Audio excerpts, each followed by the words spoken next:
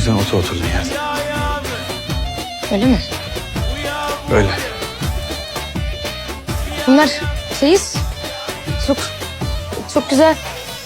Çok beğendim. Güzelmiş. Ne yapıyorsun? Bütün çeyizin kırılsın istemiyorsan bunu salona söyle beni bıraksın. Rut. Ben ana... Ya elleme. Ya bir dur.